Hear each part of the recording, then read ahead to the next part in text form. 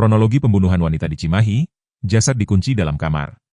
Seorang pria berinisial SF, 40 tahun, akhirnya berhasil ditangkap setelah 2 pekan dalam pelarian.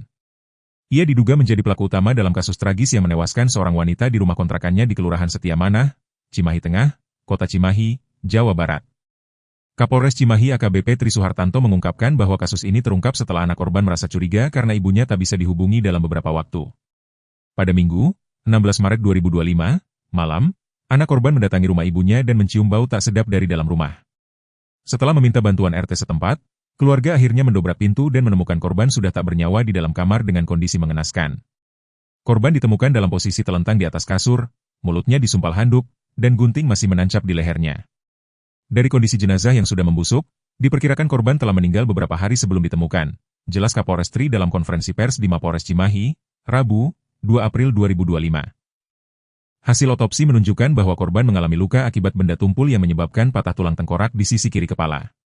Pukulan tersebut menjadi penyebab utama kematian karena mengakibatkan pendarahan dan kerusakan otak. Setelah menemukan jenazah, polisi segera melakukan penyelidikan dan berhasil mengidentifikasi SF sebagai pelaku.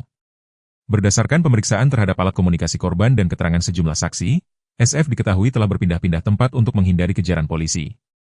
Akhirnya, pada Sabtu, 29 Maret 2025, pukul 14 WIB, SF berhasil ditangkap di SPBU Citatah, Bandung Barat. Saat itu, ia tengah mengisi bensin bersama seorang perempuan. Dari hasil pemeriksaan, SF mengakui perbuatannya. Ia mengaku membunuh korban dengan tujuan mengambil harta milik korban.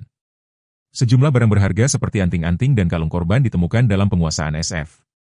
Selain itu, polisi juga menemukan palu yang diduga digunakan sebagai alat untuk menghabisi nyawa korban. Kami masih terus mengembangkan kasus ini dan tidak menutup kemungkinan akan ada fakta lain yang terungkap, kata Kapolres Tri. Atas perbuatannya, SF dijerat dengan pasal 339 atau pasal 338 atau pasal 365 ayat 2, ke, 4, KUH Pidana, dengan ancaman hukuman maksimal 20 tahun penjara.